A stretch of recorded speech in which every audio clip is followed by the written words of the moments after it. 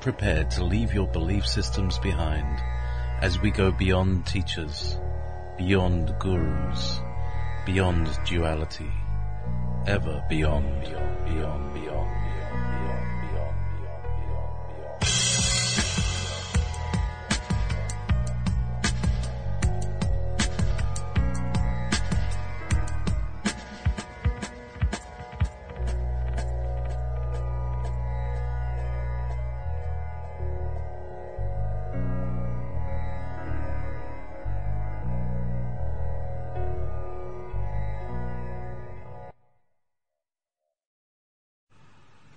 Greetings and good evening and good afternoon and possibly good morning and maybe good night.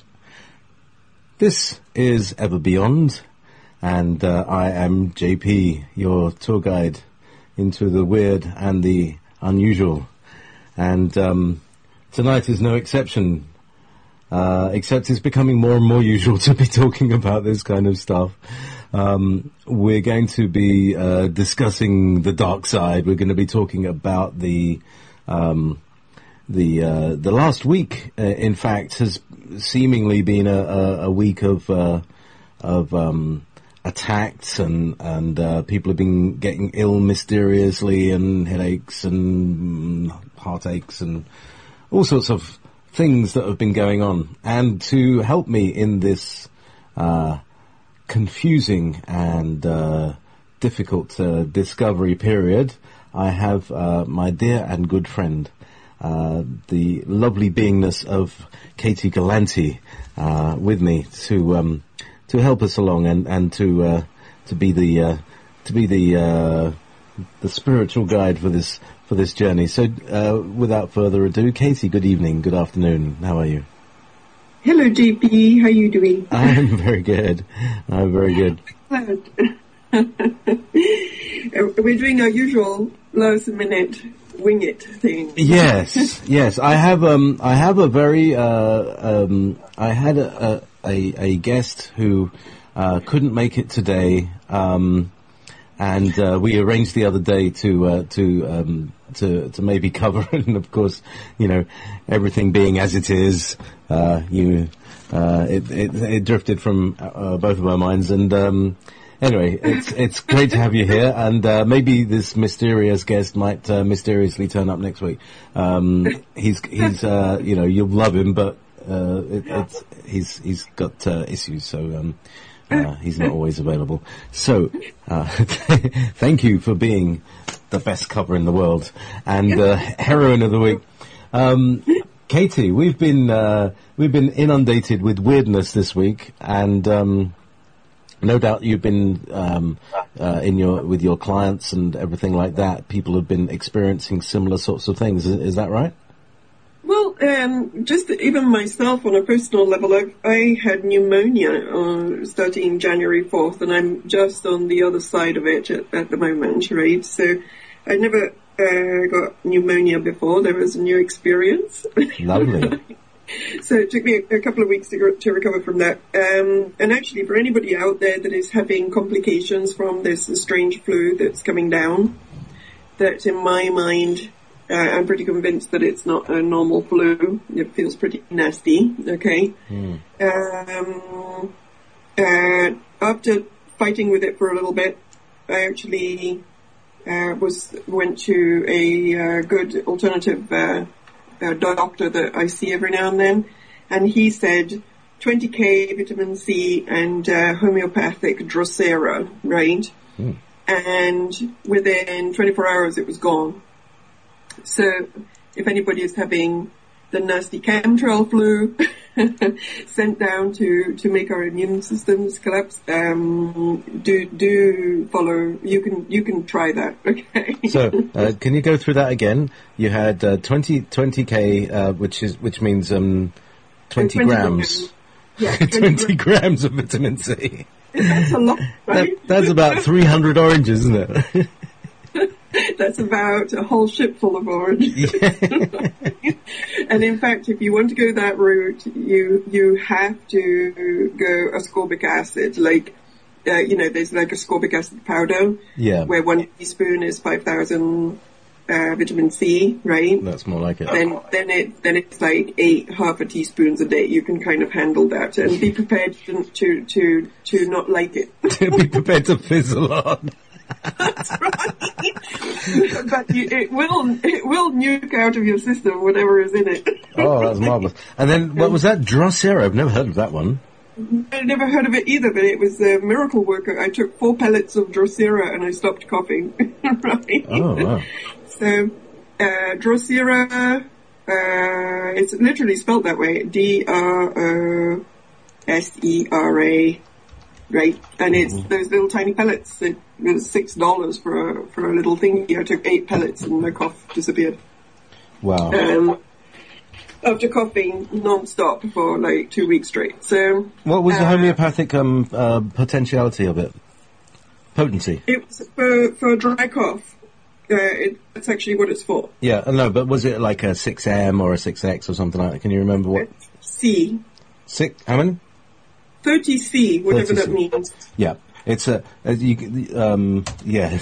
it's weird. it's all about how far it's been diluted into almost nothing. Sorry, but I have no knowledge of homeopathy, so I'm just telling you what I did. Yeah. Okay. But it was quite miraculous. It was, sick, and then, 8 pellets, and I only got through about half of the vitamin C, and the thing just cleared up. So pretty much overnight. So it was a good advice. All right. Brilliant. So the other question is, where do you get that? Any health food store that does homeopathy will have it. Yeah. It's not 30cc. It's 30c. That's the homeopathy is according to dilution, and what that actually means is 30 dilution of 30 of so you take 1 cc and you dilute that with 30 cc's.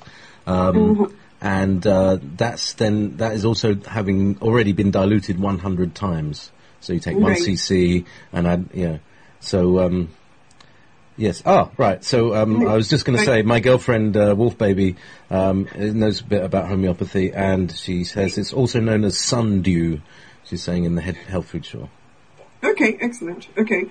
And it is my understanding that homeopathy is one of the most vibrational kind of medicines that we can... It's a vibration thing, isn't it? It's like you get a vibration of something rather than actually having to take it. That's right. So I think that for people that are more subtle energy orientated, sometimes the homeopathy works better because we're kind of subtle anyway, right? Yeah. So... but I was quite surprised. I've never been a great, I haven't really done a homeopathy before, but it was interesting because I did everything else and then I took this and it went away almost immediately. So just passing on the information because I know that there's a lot of people out there that have this flu right now. Yes. It's a flu. So rather than take the flu shot, try this first. Absolutely. Yeah, I mean, just a thing about homeopathy, because it was originally like the medicine that people used in America. There is almost exclusively, and since the pharma companies started taking hold of the corporation government and creating the corporation government, really. Then it's been phased out because, I mean, it's basically water that we all know that we've seen the motos work where you shout at a glass of water and you freeze the ice crystals and they go all over the place and they're ugly, and you say the other one you cuddle and say I love you, and you freeze that and you get these beautiful snowflakes. That's right. So it shows that that water will retain the vibration. So basically, you're taking the vibration of the poison, and then and eliminating the poison itself by holding the vibration. Then your body is able to deal with the vibration. That's right. And also, we are energetic beings, and we are 70% water.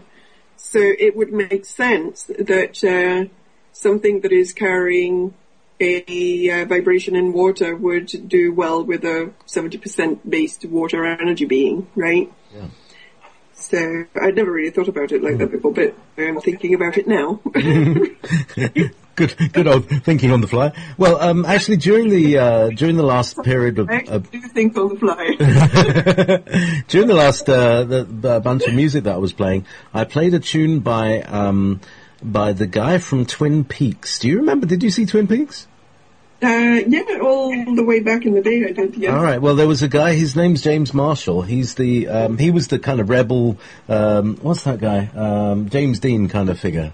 Who rode the motorbike. Anyway, he got ill, got poisoned by something, and turned up at Shari Edwards' door, and was starting to do stuff. But he's also a musician.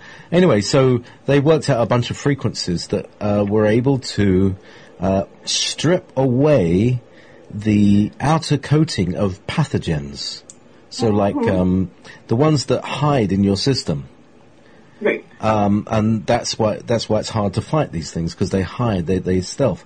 So he got all these. They gave him a bunch of frequencies, and he said, "Oh, that's not going to sound nice." Anyway, so he just put the chords together and looped that and played a few solos on top of that, and that's what I played before. And it sounds a little like if you took Little Wing by Jimi Hendrix, snipped it up into little bits, threw the tape up into the air, and glued all the bits back together again. It's got that kind of sound to it, but it doesn't sound like it, if you like. I understand. Yeah. Oh, poor Dolly. She's wishing the health food store was open right now. She's exhausted from coughing, and her ribs and stomach muscles hurt from it. So, I have empathy. I had the same. Yes. I didn't manage to sleep for 8 days because every time I put my head on the pillow, I would start coughing so hard, and I couldn't sleep. So I just couldn't sleep. It's not a fun flu. But the Drosera helped, and also.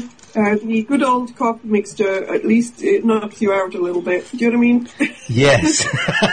Oh, Dr. Lysergic's special cough mixture. That's right.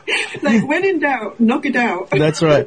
That's right. No, Katie put a post on Facebook the other day. I've just taken this cough medicine and I'm tripping out. I said, so, yes, anyway, Dr. Lysergic's acid. Right. So. Well, apparently people take it for recreational use. I read that because I took it and I started seeing things, right? And literally I took one capful of the cough mixture, and then I was like, whoa, the room is breathing and I'm seeing things out of the corner of my eye. What's going on here? So I went online and apparently it was like, psychoactive ingredient in the cough mixture. God, what's in it? It was like, okay, well, that's interesting. But within an hour, I was sleeping, so it was okay. That was fun. They had some great dreams. Yeah. But then I decided that it was not a daytime. It was not a daytime thing. Do not operate heavy machinery or drive, yeah. Because those dragons, they'll really mess your head up. So don't give psychic guidance with the cough mixer. A little bit too much high strange in there. Yeah. That's Dr. Very Strange's cough mixture. That's right. Wow. It's quite interesting when those kind of things, interact with people that aren't naturally, like, psychic or clairvoyant already, because it doesn't really take much to flip that switch, you know what I mean? Yeah. Yeah. Wow. Well, yeah. The adventures of psychism when you're ill. So, but this is, it's all relevant, because, we've been talking, about the topic of this show and essentially this is what we're talking about. This is how we've experienced this last week. And, we got a heads up last week also that, the powers that be are after the internet radio show hosts this week because of the inauguration. Is it Monday or Tuesday? I think it's Monday. Monday. Yeah. So I'm not 100% sure, but I think it's tomorrow. Okay. So tomorrow something weird is going to happen. I don't know. What happened last time? He signed the Satanic Bible with his blood of a child or something? Yeah, well, the last time, mysteriously, he did not manage to, Mr. Let's call him Mr. Okay? Mm-hmm. He didn't manage to say the whole thing straight when he was swearing in, right? Mm. And so then they had to do a second swearing in the basement in some crypt. I'm joking around here a little bit. I'm in this funny mood. I hope it's okay. That's fun. That's fun. Basically, so it was like Bible in the crypt, and they did their own swearing in private. Who knows what happened there, right? Okay. My sense is that was just a way to do a swearing in through in a different way that had occult overtones and stuff. Yeah. And who knows what's going to happen tomorrow. It's going to be interesting just to take a look at that and see how that gets played out. But regardless of how it gets played out, we all know who we are getting, right, in terms of the it doesn't really matter at this point who becomes president. Whatever side, it's just different angles on the same agenda. So it doesn't really matter anymore. But the thing that I think is more interesting just in general is that it seems that now every public opportunity, and for the past few years, is being used almost like in a ritualistic way. It's almost like every single time there's the whole world or the whole public gathered to either watch something or participate into something, it kind of gets transformed into a ritual of some kind. Through which energy can be harnessed and used, or through which invocations can be made, or whatever, right? Yeah. Okay. Yeah. So whatever happens tomorrow, it will just be some version of that. That's right. Who knows what it's going to be, but it will be some version of that. Okay. It's interesting, Katie, because I was listening to one of the earliest shows that we did together. And this is exactly what you said, maybe about 14, 15 months ago. And you're saying, watch out, everything that happens this year, all these events, the Queen's birthdays and all these things, they're all going to be, the ritualization is going to go full on from there. And you were spot on.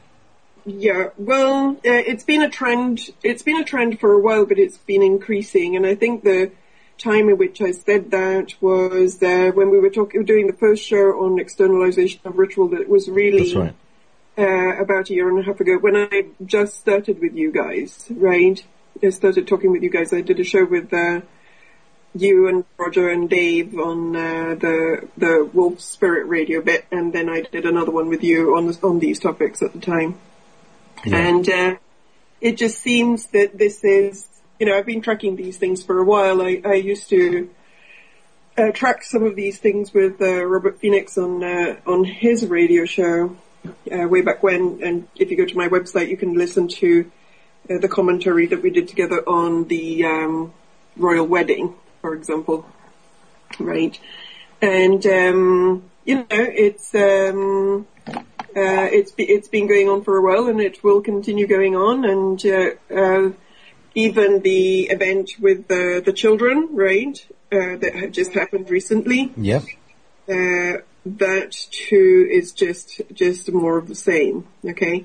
And in fact, it's kind of interesting that it seems that right now the pattern is a shooting and then a public ceremony and then a shooting and another public ceremony, right? And the shootings, if they actually exist, because now it seems that if you look at some of these shootings, I'm not even sure that they're actually really happening, right?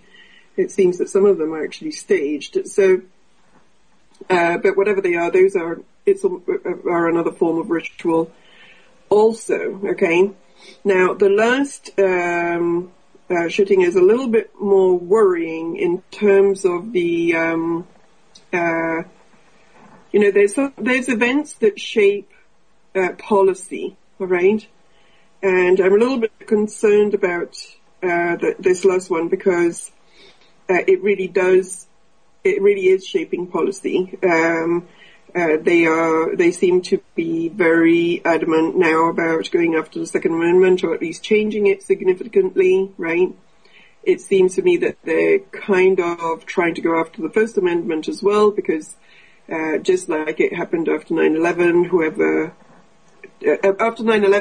questioned 9/11 was not patriotic and anti-American, right? That's right. And now whoever questions the last shooting seems to be disrespectful of the memory of the children, right? Oh, yeah, that one. Yeah.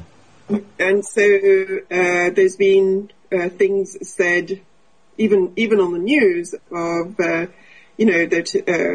they're considering going after people that post about certain things on social media, right? And since we're all posting about all these things on social media, that's not good, right? They're talking about us. Yeah, it's like it's not nice when on the news they talk about you. Yeah, it's the last thing you want to be talked about on the news. Yeah. You want to be on a nice current affairs show or something like that. Yeah. Meanwhile, yeah. So let's roll back a couple of these things. Oh, one of the things was the Sandy Hook event. Mm-hmm. Let's call it an event because we've now discovered that there's a company. Oh yeah, thank you very much. Yeah, nice one. Have I been cut right off? Maybe. No, I'm still on now. Well, maybe we better not talk about that Sandy Hook event.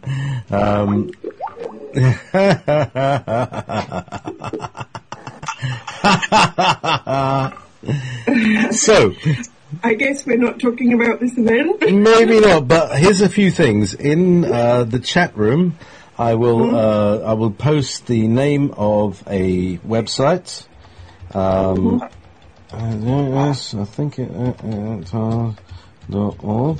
I think that's the name of the website. And that's a company that stages shooting events, stages crisis events.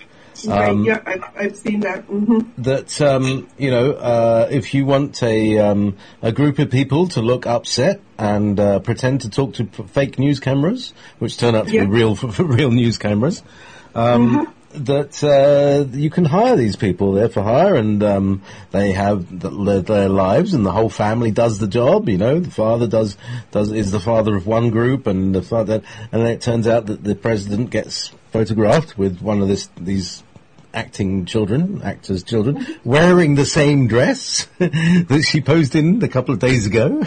It's just so.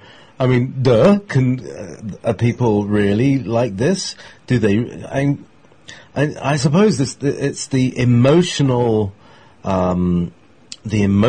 value of that put down, which is we got to be respectful for the dead. Yes, absolutely. And also, unfortunately, I think there's something slightly more sinister about this, because the whole thing about things being staged, right, and various things about actors involved, it's almost too obvious. And then you have to ask yourself if they're not clumsy, these people, okay? Like, these guys, they're not stupid and they're not clumsy, right? So why would they produce an event that is basically littered with clues all over the place that it's a fake? You have to think about that. And so I thought about it, and I have a feeling that it's a way, because they're doing kind of like a two-punch thing. On the one side, they've littered this thing. They've either done a really poor job, or they've just littered it with clues that people like us are going to pick up, right? Yeah. Okay, and then on the other hand, they're also kind of going after the free speech thing by saying, it's disrespectful to talk about certain things, and they're closing down some YouTube accounts, do you know what I mean? And they're doing all sorts of stuff like that, and and saying that, kind of demonizing the quote-unquote conspiracy theorist for disrespecting things and so on. So, but at the same time, they're drawing out the conspiracy theorists with all of these clues, right? So if you think about it in those terms, it's almost as if they are pulling out the people and then hitting them with a big stick. Yeah, breadcrumbs. So they're kind of pulling out the people that would comment about these things and then shutting down their YouTube channels or who knows what next. Do you know what I mean? Yeah. So we have to think about it even in those terms, because you have to remember that these people are not stupid. They do not do things badly. They think about, they plan things. Okay? And they have an artificial intelligence machine that is working this stuff out. They do. And then there's the other aspect of, so on one level, yes, very likely, I mean, literally, we do not have any real footage of anybody being hurt. There's a lot of contradictory information. There are clues that some people may be actors, although I think some of that is also being blown up. There's a person, I don't really want to do the names thing, so I'm not going to mention names, but I'm just going to say that there's somebody out there that is actually putting out a lot of this information about actors, and if you go and look at his website, you find that it's absolutely ridiculous, the kind of people that he thinks are involved. Oh yeah, I've seen that guy. Yeah, he's a little far-fetched, and he may be part of this. There may be a fake alternative media scenario going on here. Do you think that's? Absolutely. I'm just on crisisactors.org, by the way. Statement from Crisis Actors. We are outraged by Florida Atlantic University Professor James Tracy's deliberate promotion of rumor and innuendo to link crisis actors to the Sandy Hook shootings of December the 14th, 2012. We do not engage our actors in any real-world crisis events, and none of our performances may be presented at any time as a real-world event. James Tracy copied his material from blogs and YouTube channels. It's obviously that these sites pander to followers who only need rumour and innuendo to carry out such a relentless hate attack against the Sandy Hook community, as well as crisis actors. Yeah, so you see what I mean? Yeah. You see what I mean by the two-punch thing? That's right. So it actually causes people to be alienated from the from people who are speak or trying to find the truth out. Absolutely. And also, remember that, again, just like 9/11, what they do is that they create something that feels like a horrific trauma, right? Yeah. And people, normal people, not us, normal people, right, react, and I'm talking about Joe Public, react emotionally to these events, because to them it's traumatic, it's sad, 20 children died, oh my God, do you know what I mean? Yes. And the media pumps that up, oh my God, it's terrible, so people cried. There was people crying over this thing. I'm not saying that you shouldn't cry about 20 dead children, but how many children have died in Iraq and Afghanistan? Exactly. Nobody cries about that. Do you know what I mean? Exactly. So it's not really the whole crying thing. It's not really about the 20 dead children. It's about how the information is being packaged, right? Yeah. So it feels like there's more. There's subtext or other subliminal information that is being sent through the TV, through these news reports, that is causing people to really deeply emotionally take it on. Absolutely, absolutely. And then, but why do they want people to emotionally take stuff on? They want people to emotionally take stuff on because they want a non-rational reaction. When we're in an emotional body, we're not thinking straight. When we're coming from a gut emotional reaction, we're not engaging logic. That's the state that people need to be in. It's like a trauma-based mind control type thing. Do you know what I mean? Trauma, emotion, you can slightly dissociate even on on a minor level, right, where you dissociate your logical mind. You stay in the emotional body and you don't go into the mental body. And then you react to things instead of thinking about things. So what is the reaction that they want? Well, the reaction is, oh, guns are bad. We have to get rid of them. It's time to get rid of them. And then you have people like Piers Morgan. Have you been following him? Oh, my giddy aunt. Piers Morgan, we tried to get rid of him from Britain, right? We managed to say, but where did he land? Where did he land? Jesus. Fox News, is it? I can't remember. He's on CNN. He's on CNN.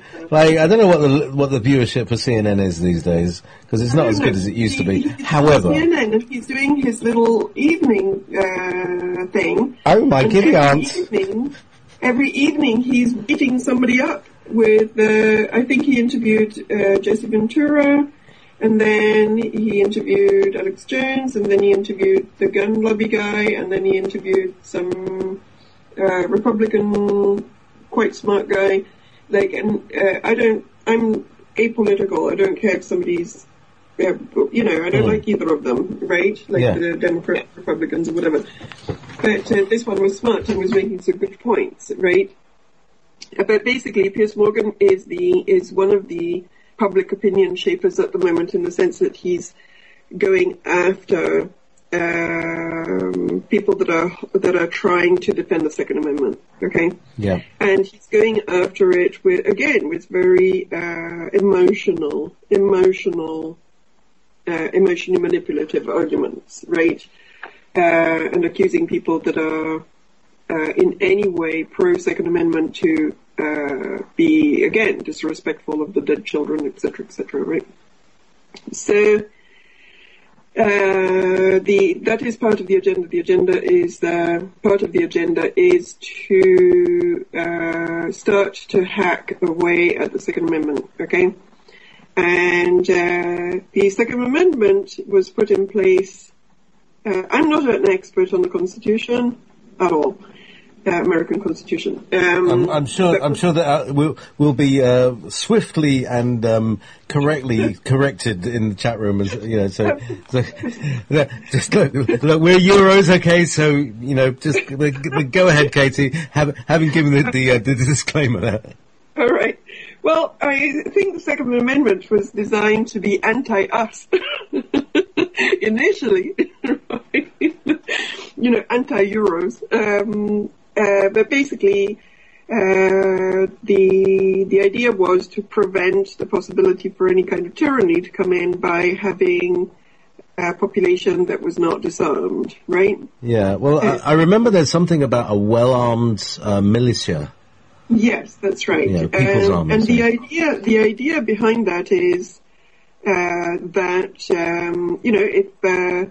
if you have a government that gets out of hand, if the population has means to defend itself, then that would help to make sure that didn't happen. So the idea behind it is almost like a safeguard against things going bad at the government level. Okay? That's right. It's, they're known as checks and balances, and it's a really, really good idea.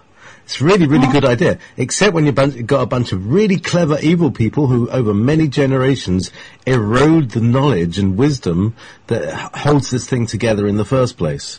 And that seems to be what's happening. And the only people that you get who know about this kind of stuff are the Alex Joneses of the world, who are really angry.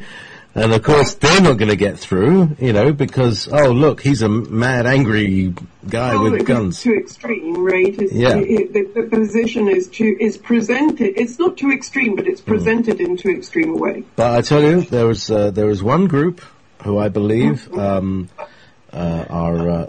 the possible saviors of this situation, and I believe that's the First Nations.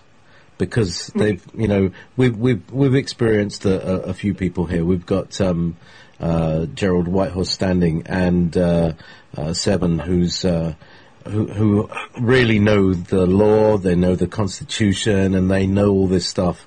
And I think really these guys are going to be the saviors of America.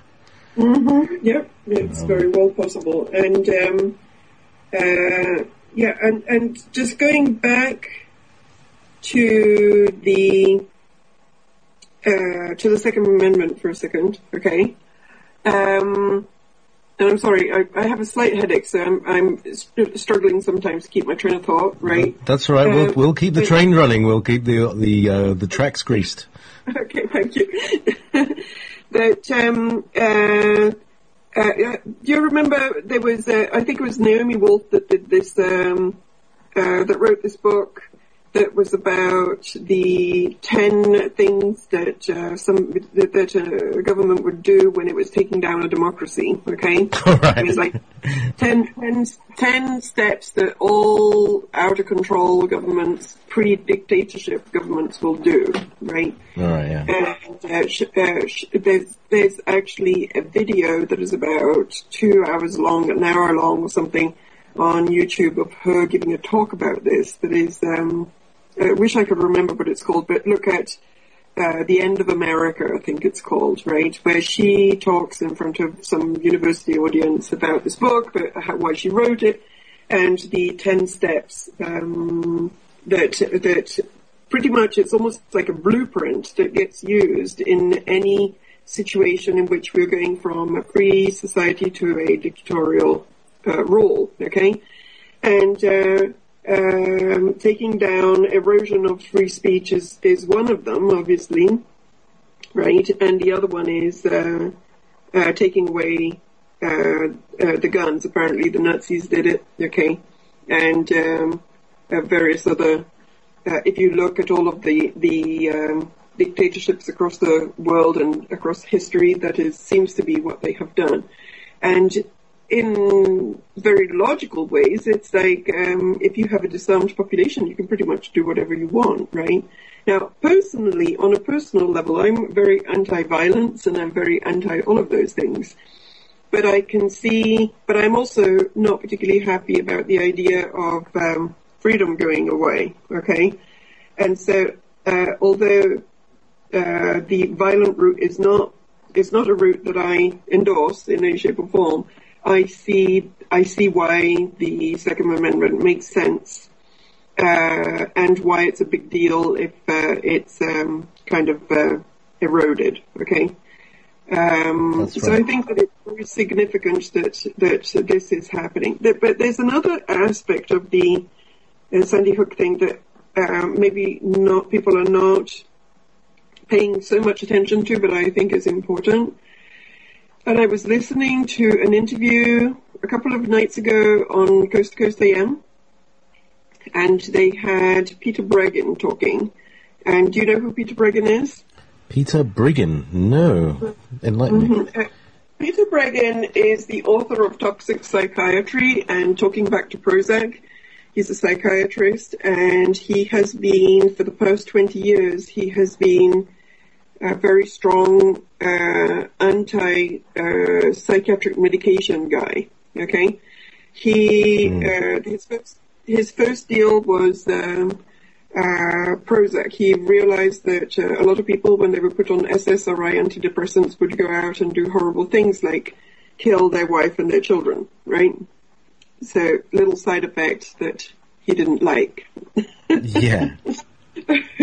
And actually, this happens more than people know. There was an actual trial, between one of the big pharmaceutical companies and a family where I think it was the grandfather, after 2 weeks of taking antidepressants, took out 3 of his grandchildren and his spouse. Okay, Oh, so and it was settled out of court, you know what I mean, and all the rest of it. But there's a history of this. There's a history of both violence and suicidal ideation with SSRI antidepressants, okay?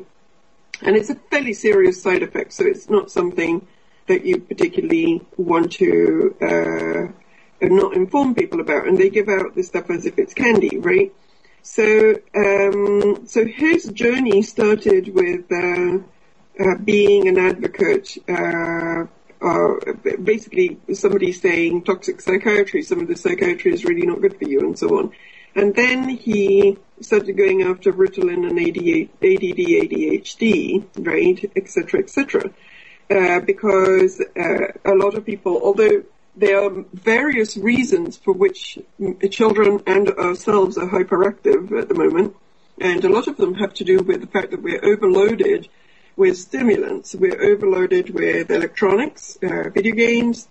We're overloaded with sugar, additives, and all sorts of things that make the nervous system go kind of a little off. Okay, but they came out eventually in the DSM manual. They eventually came out with the ADD, ADHD diagnosis, right?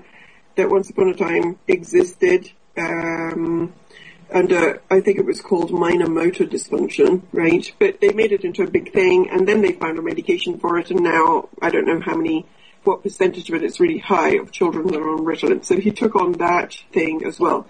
And a lot of people don't know that Ritalin is pretty much it's an amphetamine. It's speed. And when they give it to children, it crashes out their nervous system, and then they're nice and peaceful because they're crashed out.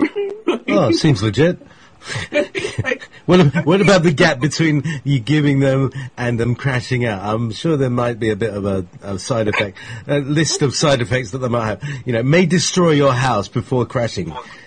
So it's basically your nervous system is already amped, so let's give it something that will amp it even more, and then the nervous system will just crash and you will be very peaceful. Okay? That's Ritalin for you. It really does work that way. So anyway, there's already, as part of our society, a kind of like an epidemic of over-medicating of children, right? And who did the Sandy Hook thing? I'm sorry about this phone in the background. Yeah, it's in the other room, or I would take it out. Yeah, take it out. with your well-armed militia. That's right. This is what happens when Euros move to America. They buy guns and they shoot things. Hey, I can have a gun. Look at that, yeah. I don't know, do you hear many gunshots? I mean, I actually hear quite a lot of gunshots because I live on a country estate, and people shoot poor innocent animals on the estate that I live on. Just as a disclaimer, I have no weapon. It's just a figure of speech. Okay, I'm just teasing you. Oh, bless her. I'm going to go back to my original question. Right. Meanwhile, who, in theory, according to the story, did the Sandy Hook shooting? Oh, right. A person with a psychiatric condition, a young person with a psychiatric condition, right? That's right, and they find this photo, right, where he's looking down and he's really, really shy looking, like that kind of really introverted kid that stabs his parents in movies. That's kind right. Of thing. And also, I think he had a diagnosis of autism. Again, if it is all true, and how somebody that is autistic would go out and do something like this is, if you actually understand autism, it doesn't really make a lot of sense. But the angle that is being pushed at the moment is that they have to do mental health screening for everybody, right? Now, this mental health screening for everybody is an agenda that has actually been on the table for a while, because already in 2003-2004, the Bush administration had started to put forward some law proposal, like a proposed bill or proposed law, for doing mental health screening very early, like in kindergarten or school. And the idea was to be able to catch mental health issues very early, so that then they could be, quote unquote, medicated appropriately, right? Yeah, or groomed to become politicians. Or groomed to become politicians. But there's an even more concerning thing here, because as that law was being proposed at the time, and I'm guessing that this is just another way to get that they don't stop until they get what they want, right? No. It's like, if they propose to a certain law and it gets stopped and it doesn't go through, 2 or 3 years later they'll repackage it in a slightly different way and they'll try to feed it to you again, okay? Same stuff, different wrapper, yeah. That's right. So my sense here is that we are getting this mental health screening law is going to, well, I don't know if it's going to happen, but they're definitely trying to get it to happen. And the nastiest part of this mental health agenda is that, A, we're in danger of having a mental health police state. That is pretty much what happened in Russia, right? During the USSR.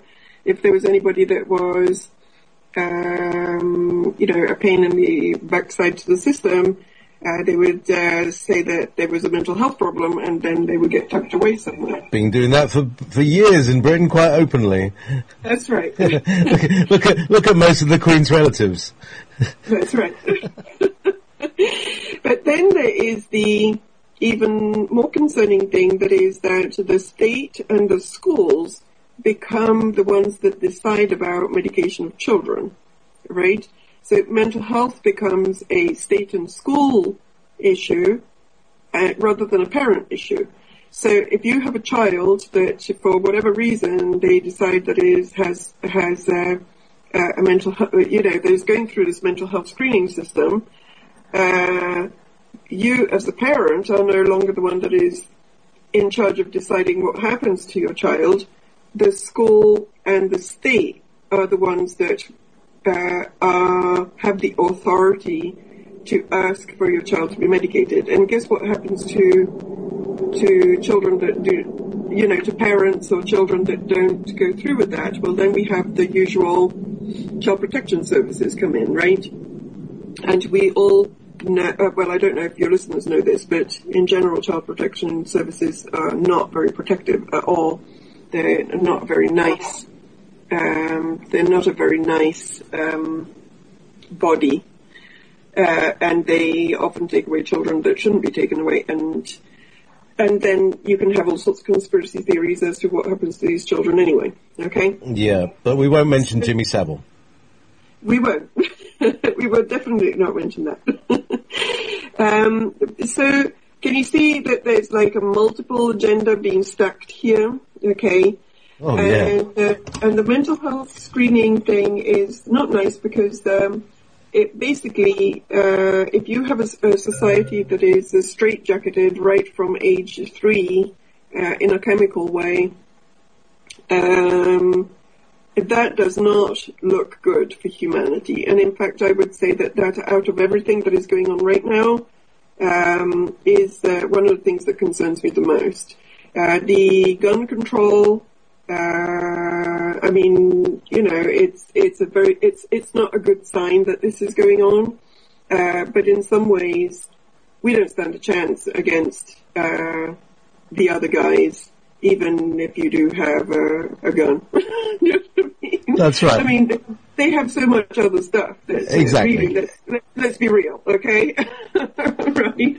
I mean, if there really were to be a showdown between the great forces and the little people would not stand a chance, even if the Second Amendment was well in place. However, the mental health screening, I would really put that on I would be concerned about that. Do you know what I mean? Like, that is something that needs to be paid attention to, and it's a conversation that needs to be listened to very carefully. Yes. Right? Here's the thing that it reminds me of, Katie, is the that film. I was going to say Vanilla Sky. No, the other one. Same guy. Yeah. Minority Report.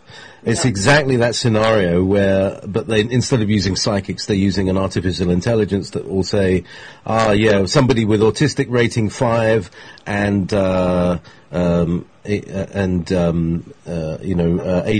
rating 7. Yeah, if we just pump up his dose of Ritalin, then using they know all the different side effects. That's all. Yes. It's all in the database. It's all. They all know all this stuff. Absolutely. And you can. Go on. Yeah. Sorry. And then imagine, for example, that you're in a situation where I mean, you could go very dark with all of these imaginings, okay? And there's a part of me that wants to go there and a part of me that doesn't, because I don't really want to help them create this, right? No. Do you understand what I'm saying? Yes. I really don't want to give them ideas. Well, what we could do is give the people here who are listening ideas, so that they're able to discern this this event happening whenever it happens, and also that helps because they're part of the collective. Everybody who listens to this and who knows these people, they go this, and this is what I keep saying. You know, everybody that you know, every listener here knows a few more people, and everybody that they know will get that as soon as a nugget of truth comes out. It just it spreads like wildfire. It's it's great stuff. It's better than gossip. But basically, in a nutshell, just be careful of any kind of mental health discussion and mental health laws, mental health conversations that come out at the moment as a result of this, because they are meant to be a chemical straitjacket on society. Okay. Once the state becomes the regulator of mental health, you have a big problem on your hands, okay? Because the mental health issue can be used in the same way as the copyright issue is used to silence free speech, okay? They're not saying you're not allowed to speak, but what they're saying is you infringe copyright, okay? These are lateral, sideways ways of shutting people and conversations down, right? Yeah. And another thing that is happening, that again, I actually recommend that people go listen to the Coast to Coast show from, I think it was 2 nights ago. Peter Breggin did the first hour, and the second hour was Russ Disda. Russ Disda is a high caliber exorcist that has a lot of experience with cult and programmed personalities and depossessions, okay? So that show has a lot of juice in it, okay? Right up Katie's street. It is. It's Katie's favourite show. I listen to it very carefully. Excellent.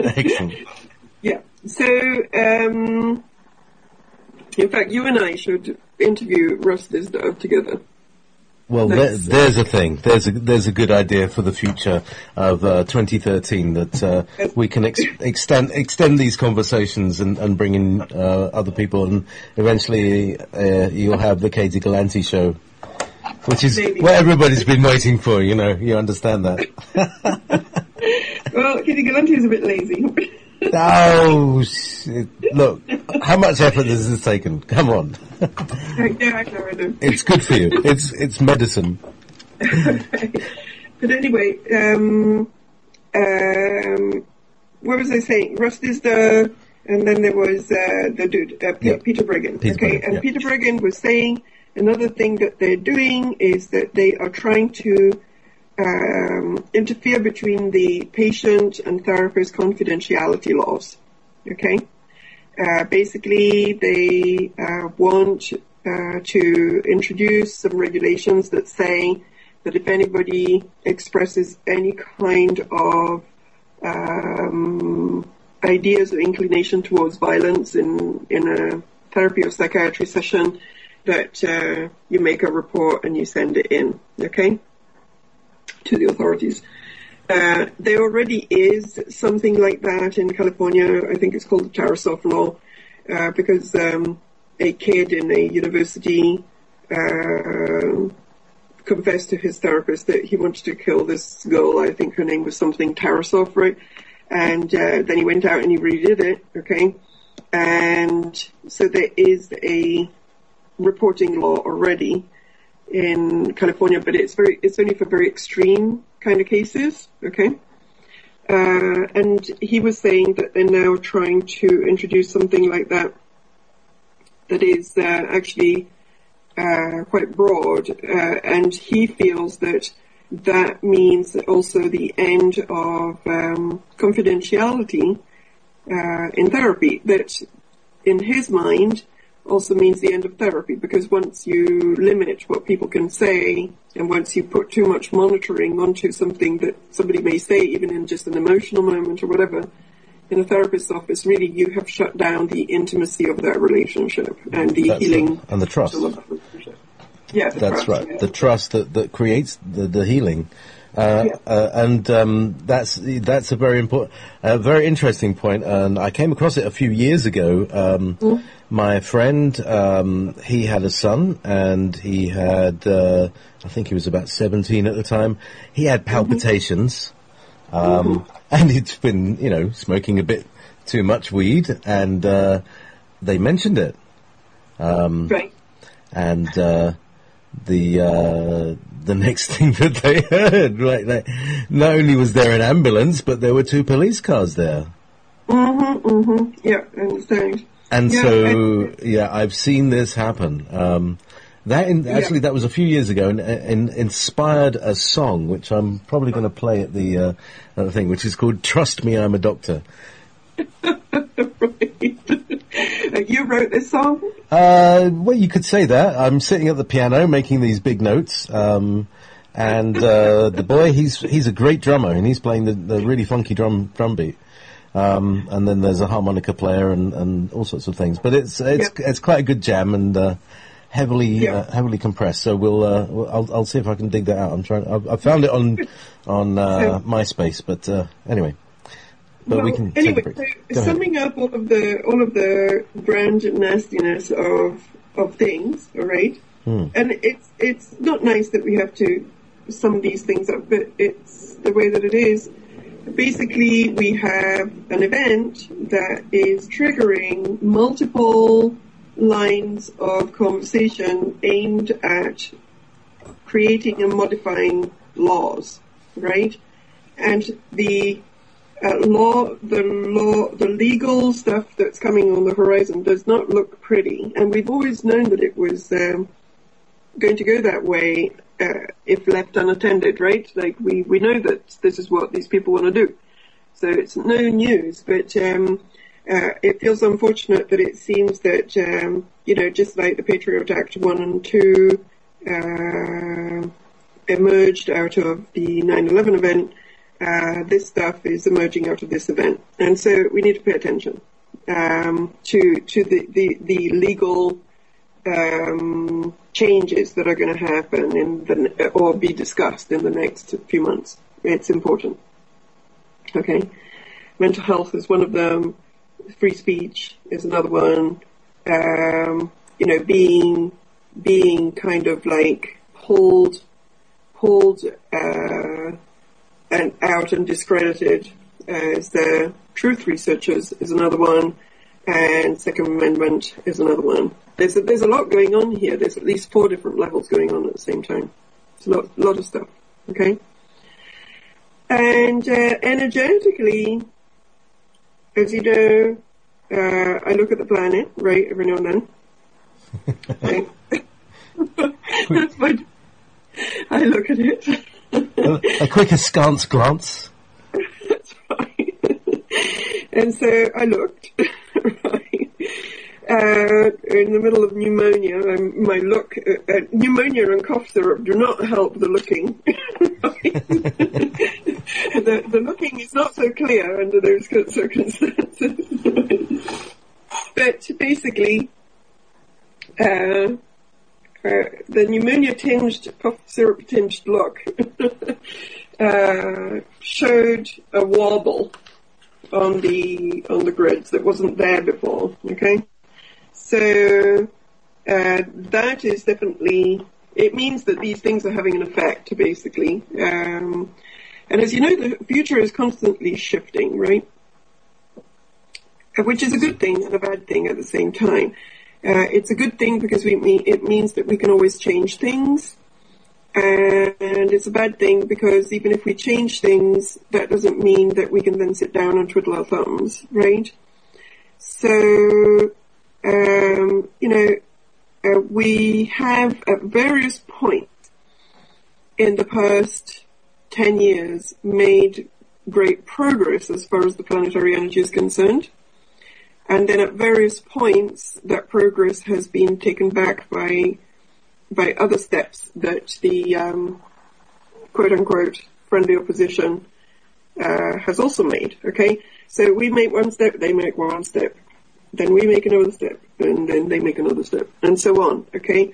So the good thing is we always counteract what is occurring. The bad thing is, even if we do so, we can't then just sit back and chill, because they often come along and do something also, okay? So a couple of months ago, the planetary energy looked really, really good, okay? And right now, there's a wobble on it. So we need to definitely pay attention to what is happening. And as planetary workers, we need to focus on shifting any darkness and fear and mind control type energy that is being downloaded to some degree onto the collective grids, okay? So that's the energy bulletin report on that. Okay. Thank you for that. So, Katie, it's about the top of the hour now, and so I'd like to actually put this track on, because it was he told me the story, and then we played this. And so here we are at midnight. This is Studio 9 Jam. I won't reveal any names, of course not, just to protect the ones who might have been smoking. Anyway, here we go. This is going to be Trust Me, I'm a Doctor, and enjoy that. This is Ever Beyond with JP. Trust me, I'm a doctor.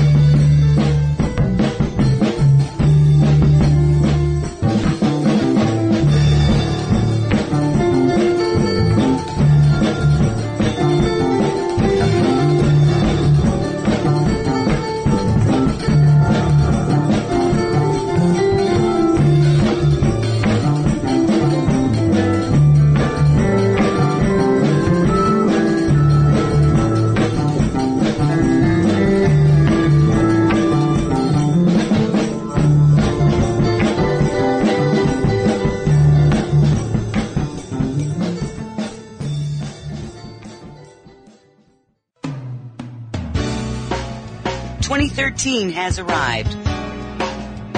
This is the year for you to achieve whatever you set yourself to accomplish. I've been assisting people for over 30 years with their questions, clearing blockages, as well as developing their strengths and uncovering their paths. Log on to journeyswithrebecca.com and click on the appointment tab to book your session, all at a special price.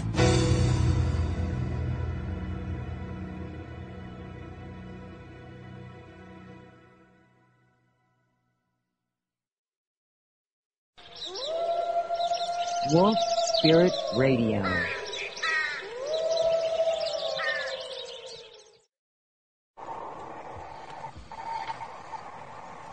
And welcome back to Ever Beyond.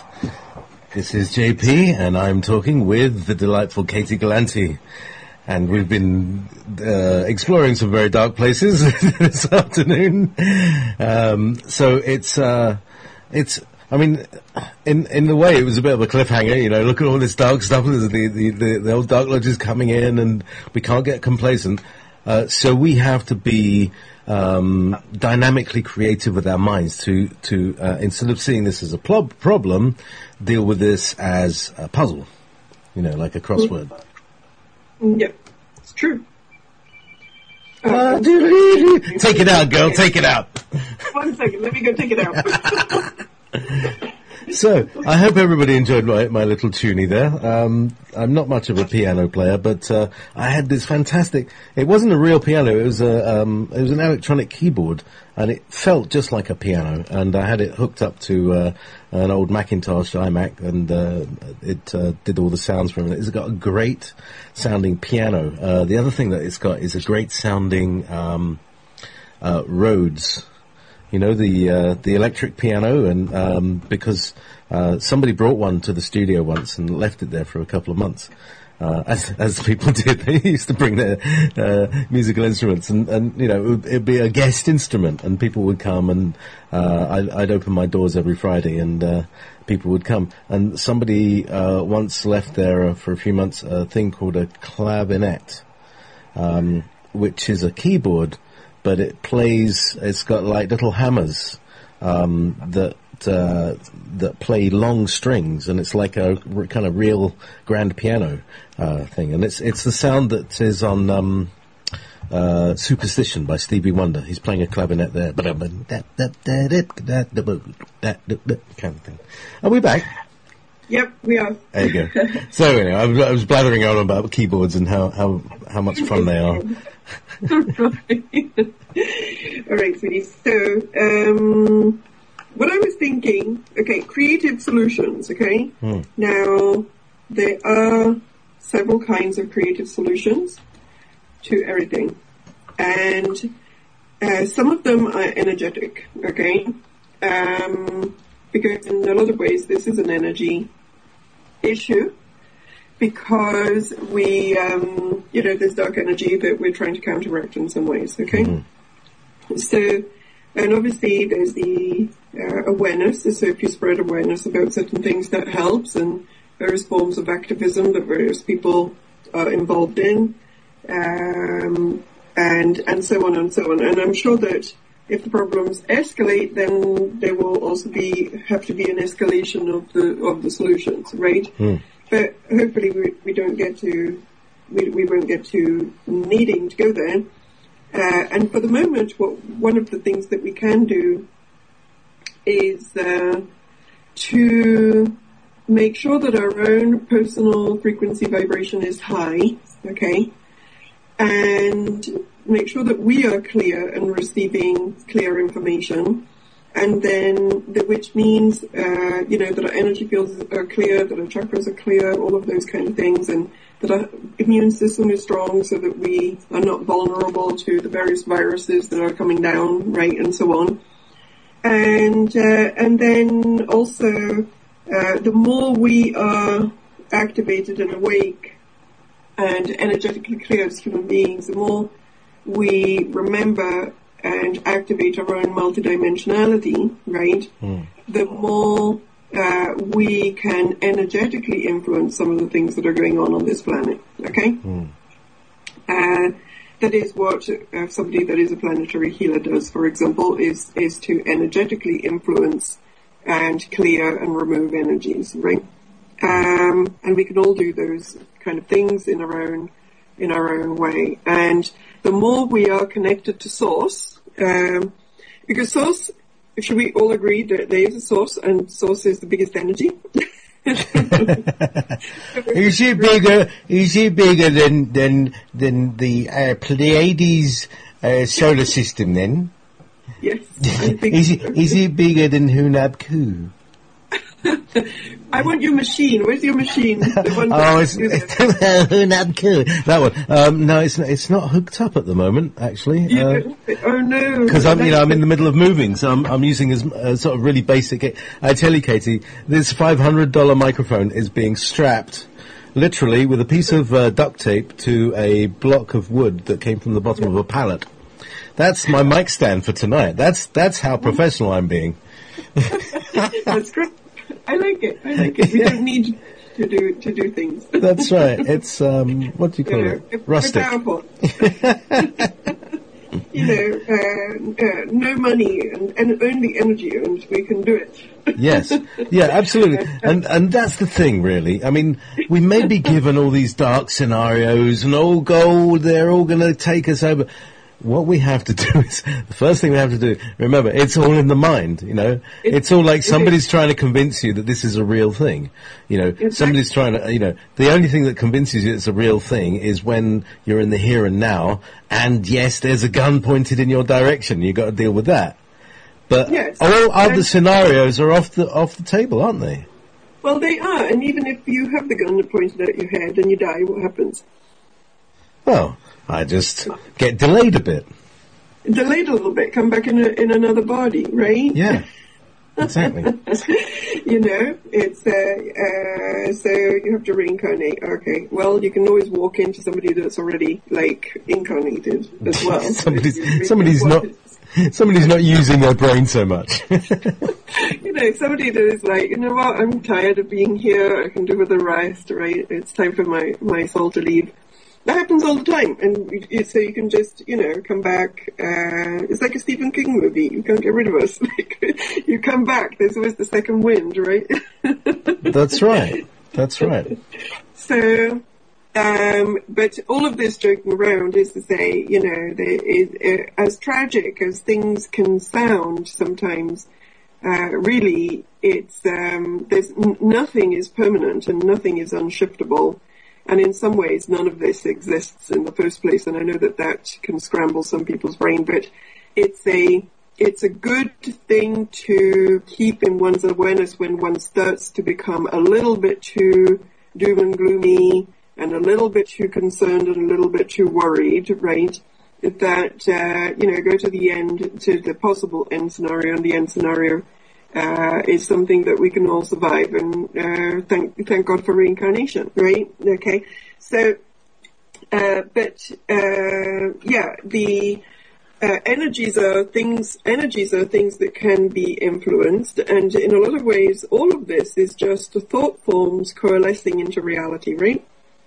It really is. It's like thought forms becoming reality. So, what is all the media all about? It's about creating thought forms and seeding thought forms that can crystallize into a reality that is the one desired by the friendly opposition.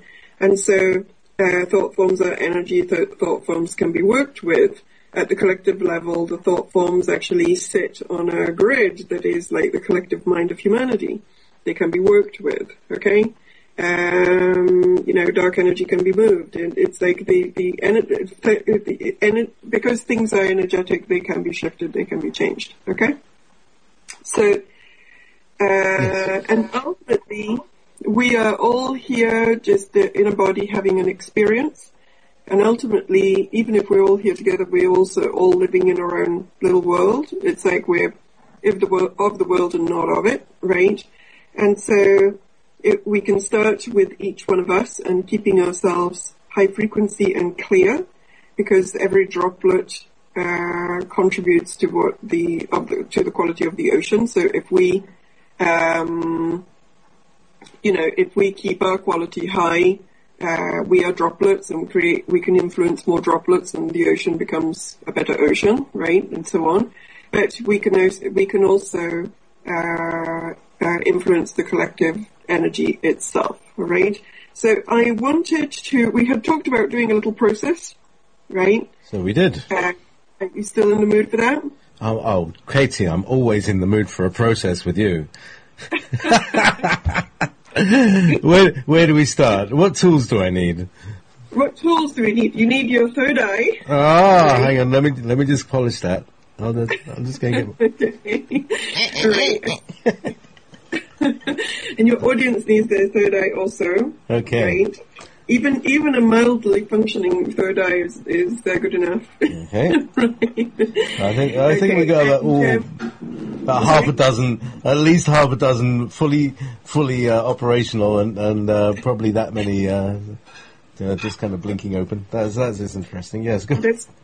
That's good.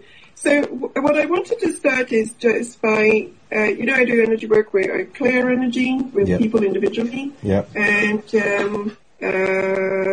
when I do that, I work with a group of light beings on the other side, high dimensional light beings, and they're friendly. And, if friendly meaning they're not the friendly opposition in disguise, right? I know that a lot of people have mistrust about any kind of being now because so many of them are tricksters, right? But we do have friends in high places.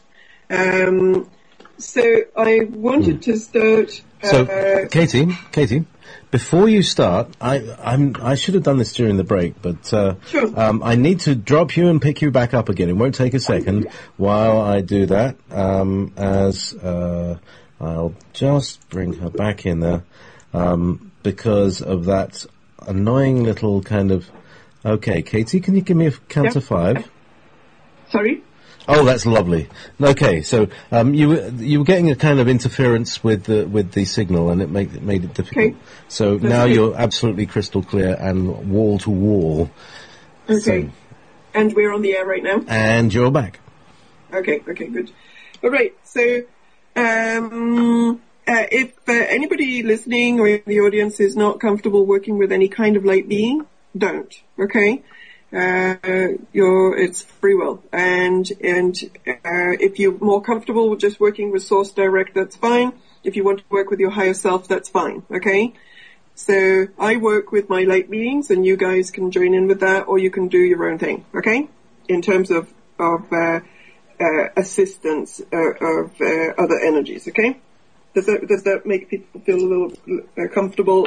I'm always a bit careful about things like this because people are a bit touchy about certain things these days. Okay. Yeah, I think just going down. I think I don't see any opposing energies. So. Well, basically, do what you're comfortable with. If you're not, don't do it. Okay. Do your own thing. But if you are comfortable, it would be nice if you could just close your eyes and relax and breathe in white light into your body. All right.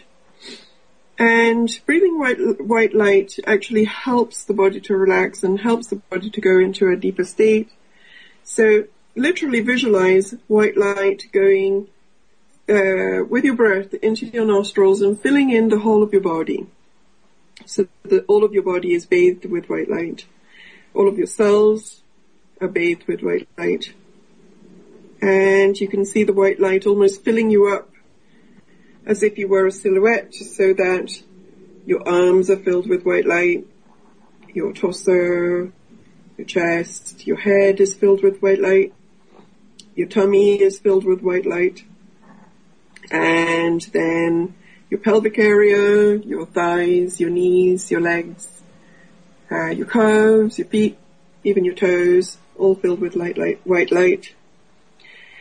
And then as you breathe deeper, start to connect with your heart chakra, that is the center of your being, and feel the white light going and clearing your heart chakra. Your heart chakra, it starts to pulse. It starts to pulse, And as it pulses, it releases and it clears.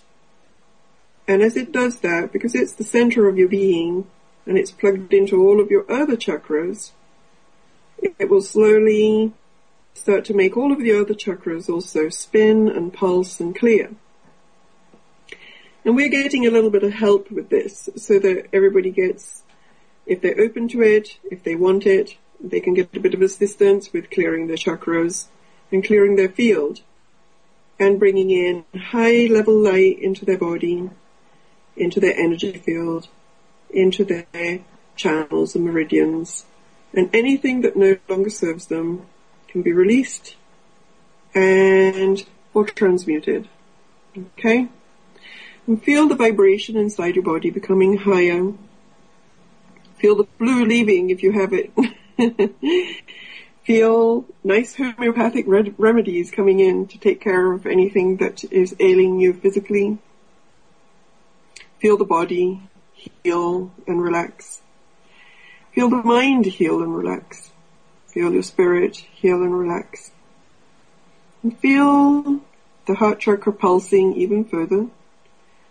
Pulsing and opening, pulsing and opening. And as it does so, it starts to radiate like a sun. As it radiates in all directions, beautiful light, your energy field expands. The energy field also clears and becomes beautiful and as wide as it can possibly be and as clear as it can possibly be. And from this state, connect with the highest aspect that is you, that is for the highest good for you to connect with at this time. Feel a line of light going from your heart through to your crown, the top of your head, and the line of light going out, out, out, out into the higher dimensions and connecting with the highest aspect of you that you can connect with at this time, and that is for the highest good for you to connect with at this time. One that you're ready to connect with. And for some of you, that may be even the source energy.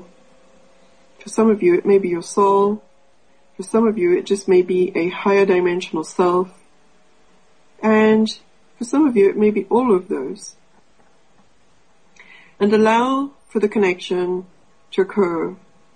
And allow for whatever energy it is for the highest good for you to receive at this time to start to make its way towards your heart chakra, towards your third eye, towards your crown, towards your DNA, towards every molecule within you, so that you can integrate this energy and bring in higher knowledge, higher knowing, higher energy, higher vibration, higher beauty. And remember that it's all you. This is you just expressing more fully, becoming more whole, and as a result of being more whole, also being more empowered and having more awareness, even of skills that you may have had in other lifetimes, other places, other times, other realities. Remembering that you're not just a physical being, but you are a multidimensional being. And as a multidimensional being, you can see and change and shift much more than you ever thought that you could. All is energy, and many of you already know or have known at other times how to interact with energy and change it and shift it with your mind. And see at the moment your DNA and feel it almost like expanding. See your DNA blowing up as if you're zooming in with a microscope, and you're blowing it up into your inner screen, into the inner screen of your mind. And look at your DNA and see within the DNA any codes that need to be switched back on that were off. Switch them on. Switch them on now. Know, trust your higher self knows which are the ones that you're ready to awaken. And also, if there's any codes in there that need to be switched off, or that are damaging to you, or there's mutations in your DNA that shouldn't be there because they've been interfered with in any kind of form, either by the food that you're eating, or the air that you're breathing, or the energies that you're receiving, ask for direct intervention from Source in shifting these mutations or switching off these codes so that they no longer interfere with you and your growth and your development, okay, as a being. And as you do that, see the DNA becoming like gold. See the DNA in all of its multiplicity, because it's not just a physical entity. And see it radiating and receiving light from Source and activating to its full potential at this time.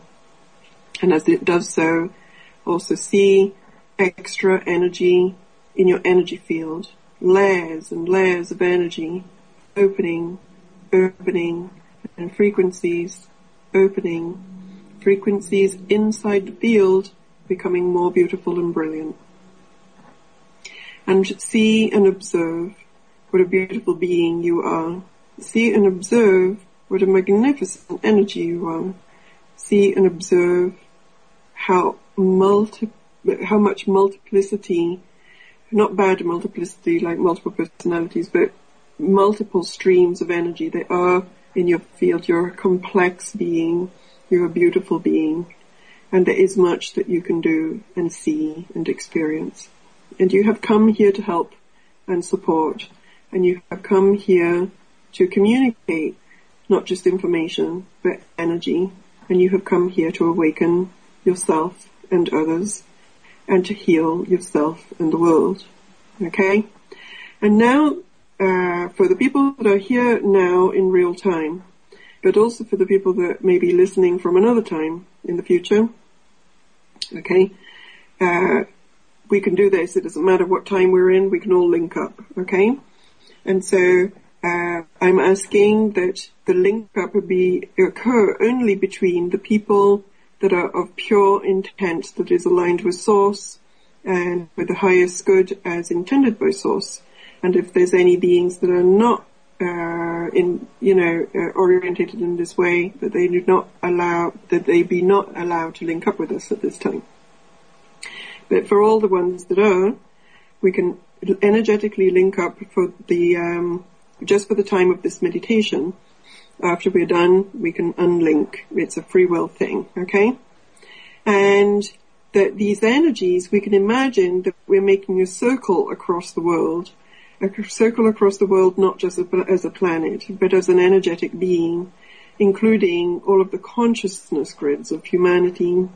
And that with the light that we're generating together, and we're channeling from the Source energy, that we visualize and see any dark energy that is on the consciousness grids being span out and removed, and any thought forms that are being seeded at the moment that are not for the highest good being transmuted, transformed, so that only the highest thought forms that are for the highest good of the collective remain in place at this time, and any ones that are instead dark and seeded to create disruption and a descent of the energy of the collective be removed. And we can spend a moment now just visualizing a spinning cleanup of light going through the grids, and you can literally see them as grids of light across the planet, and cleaning them up and cleaning them up and cleaning them up until these grids are gloriously radiant and beautiful, just as beautiful as your energy field was as you were cleaning up your own field, okay? And see these grids becoming very, very light-filled and clear, and see all that needs to be removed being removed, and see it literally just being spun out and leaving, and high beings of light will just take this debris energy and this dark debris, and they will take it and do with it what is for the best at this time, okay? And as we are in this place, let's also connect with the sun, the sun that is receiving the galactic pulse and continues to receive the galactic pulse, and that is actually supporting our own evolution. And we can connect with the sun and receive the light from the sun. We can receive it individually, and we can also help with smoothing out this energy onto the planet as a whole, so that everybody can receive it, so that everybody can integrate it. Okay? And if at this time there's also any electronic grids around the Earth that are not for the highest good, we can ask for those, and we can to be dismantled. Also, ones that are not for the highest good, and we can see them, like these are like frequency interference kind of grids. We can see them not broadcasting what they're trying to broadcast. Okay, and if there's anything out there that is designed to weaken any people that shouldn't be weakened at this time, we can ask for that to be deactivated also. Okay, and so it is my hope and that we, through this process, aside from doing work, that we also become aware of how much work we can all do when our consciousness is aligned with the highest consciousness. Because, as you can see, it's easy to move things around when you are appropriately connected. Okay? And so it is. And so it is. Mm-hmm. That's great. Thank you very much, Katie. Now, you must be exhausted. I'm not exhausted, but I need to go home. Yeah.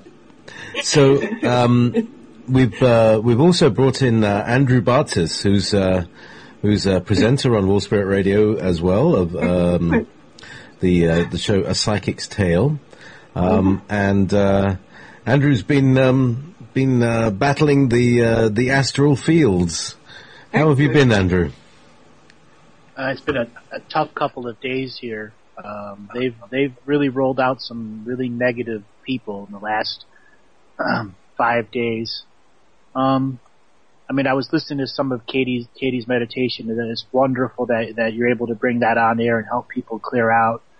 It's just what started happening a few days ago was a direct connected attack on peoples in the Truther movement throughout the network, not just Wolf Spirit Radio, Revolution Radio, American Freedom, all of them. They were all under attack.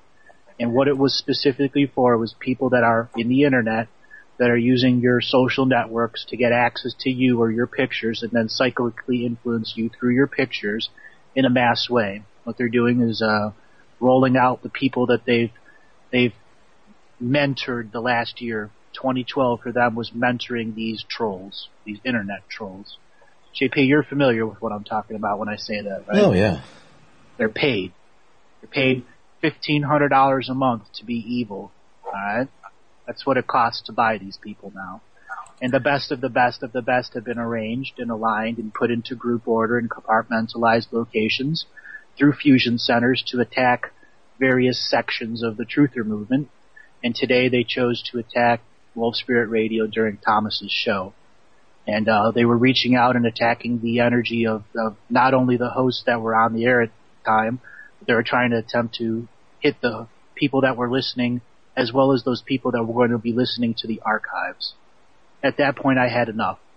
I called in my special friends, and I began pushing and surrounding them with energy and light, and then calling in other members that have a different understanding of how the program is unfolding here and why the program is unfolding here, and an understanding of the clampdown that's being put on the Truther movement specifically because of what's going on this weekend of the inauguration of Barack Obama, because that's what ties all their previous dark energies from the last administration to this next administration.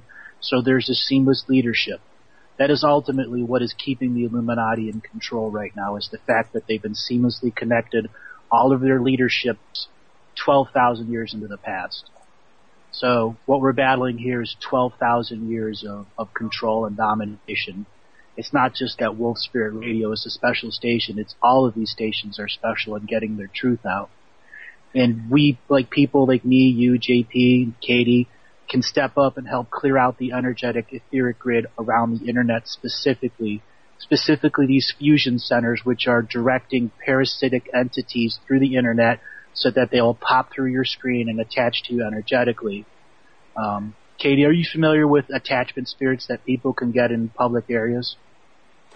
Yes, absolutely. And also, I mean, they operate that way in many ways, even just through music and CDs and MP3s. They actually do rituals to attach that kind of stuff to through the music industry, right? For example, right? So yes, absolutely.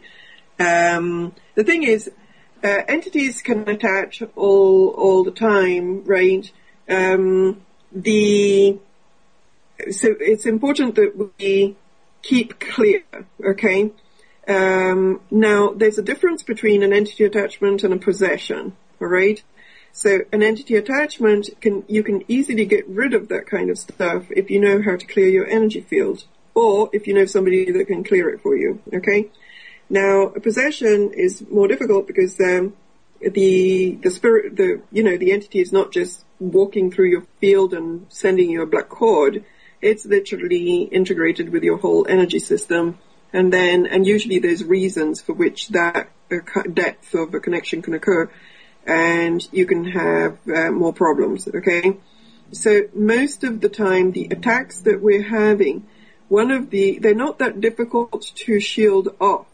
The thing is, most people don't realize that they're being attacked in the first place. Do you know what I mean?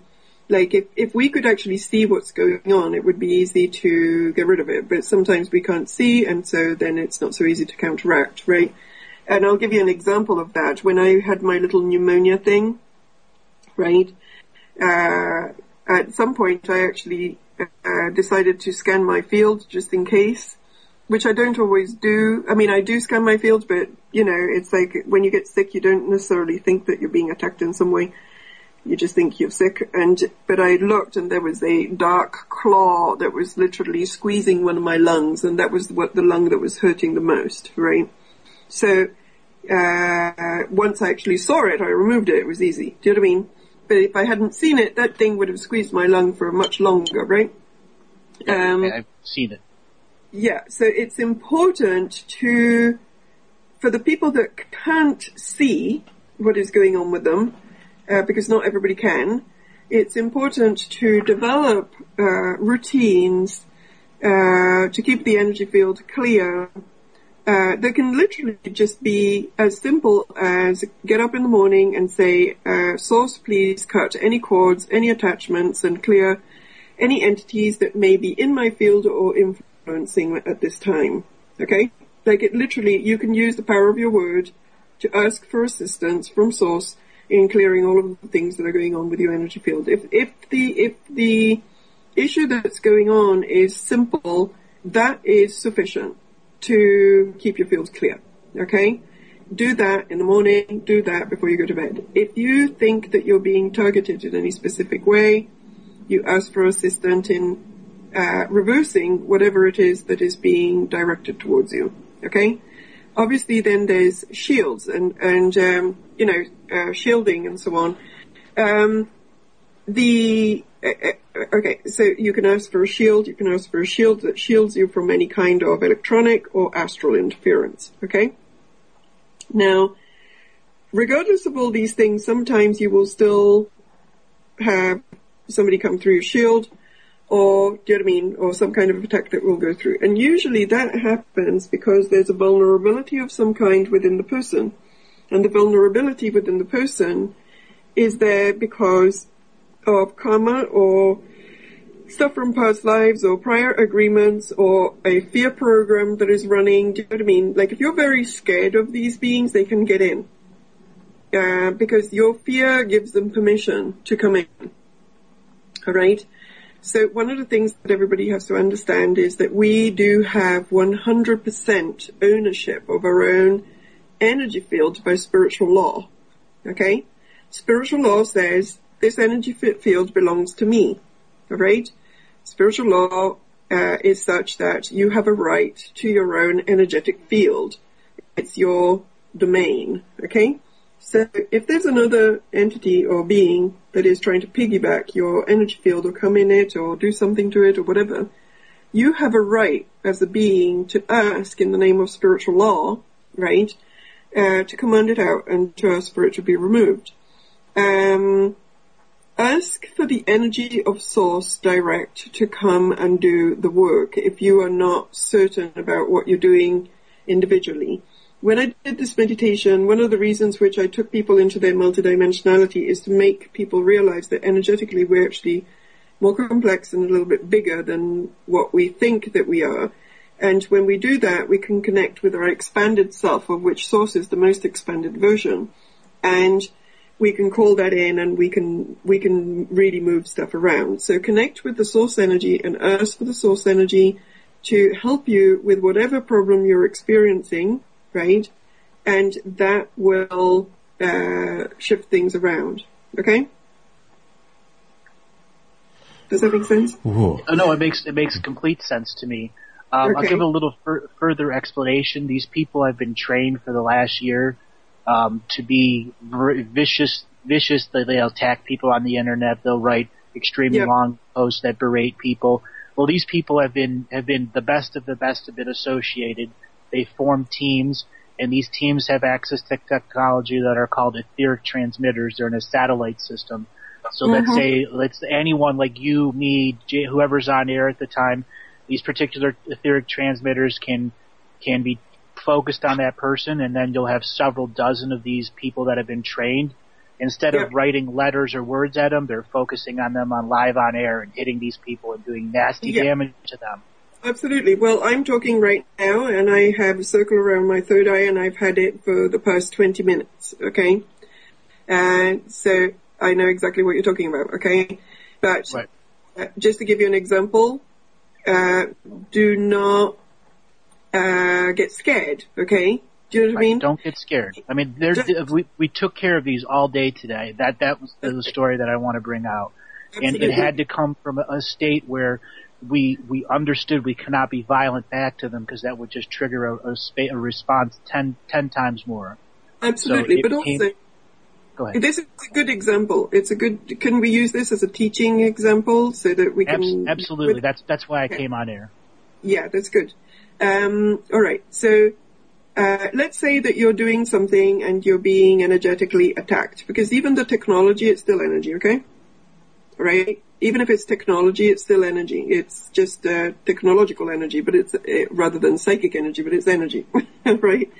So you can still shield against even that kind of stuff. All right, it's not that you can psychically shield only from psychic energy. You can psychically shield from all sorts of things. As long as it's energy, you can shield from it. All right. So at the moment, I'm feeling a pressure around my head that actually started just before I did the show, so it was probably happening right from the get-go. Okay. Now, one of the things to do is bring source energy into the body, right? At the moment, because it's around the head, I'll bring it into my third eye. And then you charge the third eye, blast it out, and push out the energy that is that is interfering. And eventually it breaks. Okay? And I've done this before many times. Eventually, if you do this for long enough, the energy breaks. You can literally feel it kind of shatter around you. Okay? So, that is just in the example of just me right now, etc. But in general, there is always something that you can do to counteract any of those kind of things. And if you understand that, then you do not open yourself up through fear. Okay? So it's important to stay in, it's almost like you have to really stay centered in your power around these kind of things, so that if you think that something is happening to you, just go inside and say, okay, well, I think something is happening to me, but I just need to connect to the source energy, bring the source energy into my being, ask for support and help, and I can counteract to this event that is occurring, right? It sounds really simple, but actually it kind of is. Do you know what I mean? And if you really get stuck around stuff of this kind, there are a lot of people that do energy work that can unstick you. Do you know what I mean? Like if you get stuck and it's kind of like new, do you know what I mean?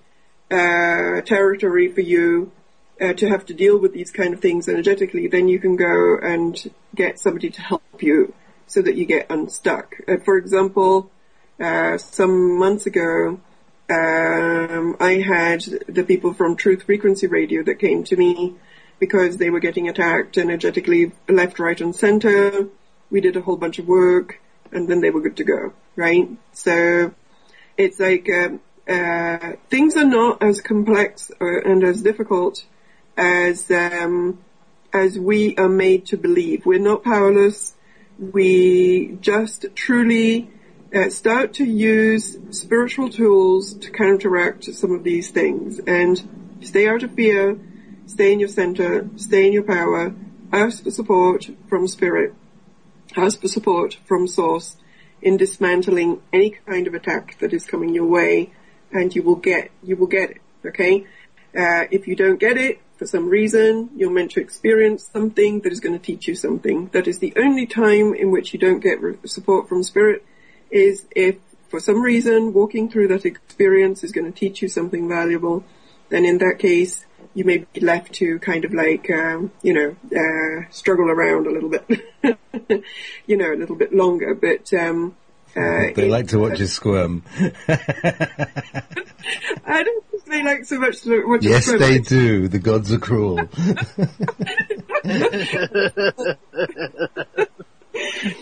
Yeah. That's a truth to that. But yes, unless there's something that you need to learn from something, right, you will always get support. Okay? Yeah, I think it's like I'm jaded because I've had so many of the latter kind rather than the. It's like, oh come on, surely now. No, okay. Well, and you know why, right? Yeah. Why? Because I'm God's joke. No. No. By the way, similar experience on this end sometimes, right? But this is, all jokes aside, this is a time of very intense karmic clearing for a lot of people. Like a lot of people are clearing out a lot of really old experiences. And when Andrew was saying that we are now up against 12,000 years of history, he's right. Okay? And not just world history. We're also up against 12,000 years of our own history. Okay? Because a lot of us have encountered all of these beings before. A lot of us have been incarnated in Atlantis and in Egypt and have already gone through these experiences before. Okay? And some of us have encountered these same beings before. Some of us have encountered these beings even before the 12,000 years when we were on Orion. Do you know what I mean? And so we have karma with these energies. We have trauma with these energies. They killed me several times. I remember all of them. They were not fun. Okay? And so sometimes we re-encounter a traumatizing energy so that we can clear that trauma out of our own experience. And so it's always like this, isn't it? It's like we have this story that is going on, and it's a planetary story, but there's also an individual story, and there's also a soul story. And the soul story is the one that we truly are living. The planetary story in some ways is just the backdrop of the play, right?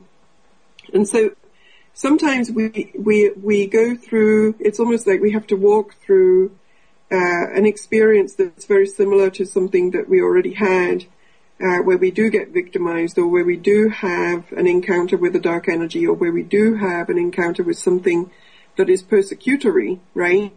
And the purpose for that is so that this time around we do it differently, so that this time around we don't get scared, so that this time around we don't allow ourselves to be dismantled or diminished or disempowered, or that this time around we don't get hateful towards that energy, right? Because that happens too. You have a traumatizing experience, then you become hateful towards that energy. if you become hateful towards an energy spiritually, you're not progressing. Okay, so it's about overcoming something without hating it. All right. So some people are re-experiencing polarizing and painful things so that they can move beyond them and not turn hateful or not turn fearful. And this is the karmic and soul aspect of the collective story, right? So this is why sometimes you will have the experience that is not so great because you're trying to get a different outcome. You're trying to learn to do it in a different way. Well, that's great, Andrew. Because we're coming towards the end of the show, and it's been absolutely brilliant, Katie. And thank you for squeezing that last burst of energy out. Yeah, literally. I feel I'm channeling right now. Yeah. Tube on top of my head. Andrew, how's your tube? It's quicker by tube. There's the tube going through my crown chakra, right? So, yeah. It's a good tube. It's not a bad tube. Right? It's fine. All right. So it is coming to the end here, and I'm going to let you guys close out, okay? So I'm going to say goodbye to your people, to your lovely people, right? Well, thank you so much. To the next time. Okay. And good luck, Andrew. Sending you light. And, thank you. Thank you very much. We've done a good healing. Swords. Okay. Oh, bless you. Thank you very much, Katie. And I'll catch up with you in a few days, and we'll choose some more of this business.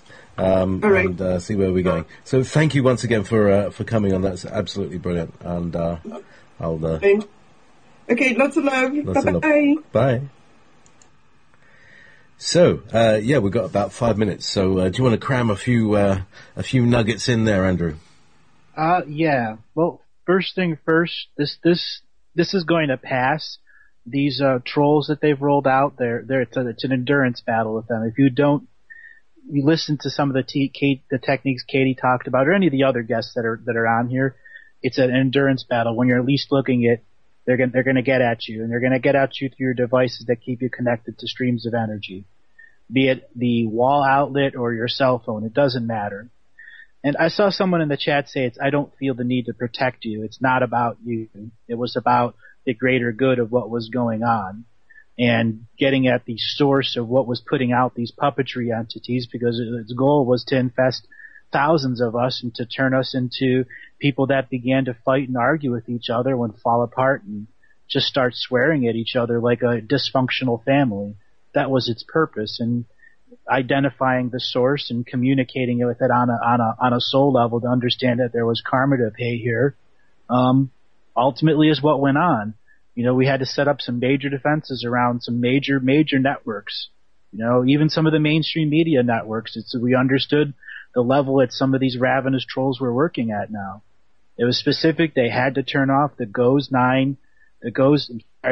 8 etheric satellite network. So, and we got them to do that.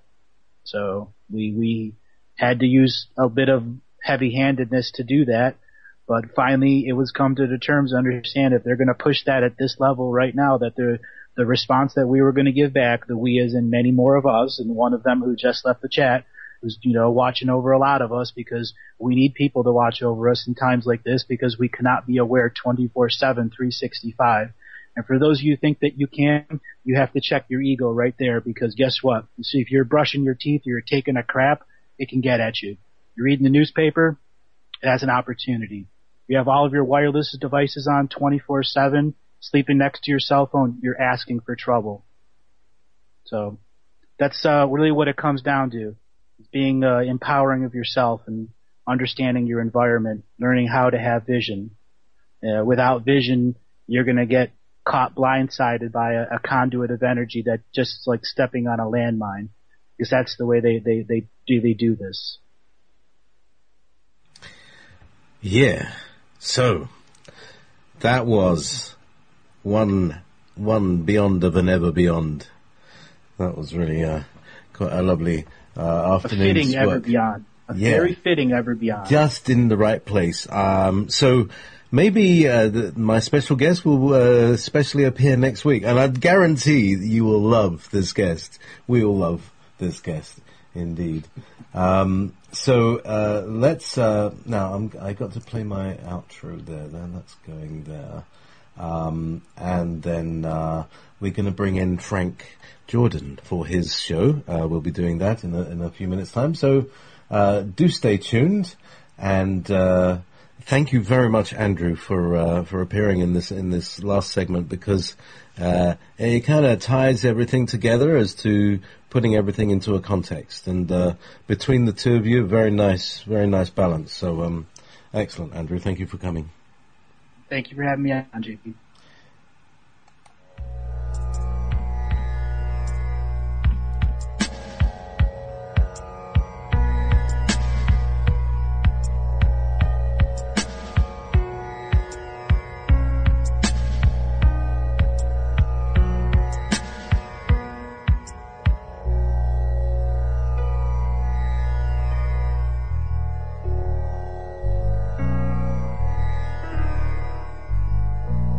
Beyond.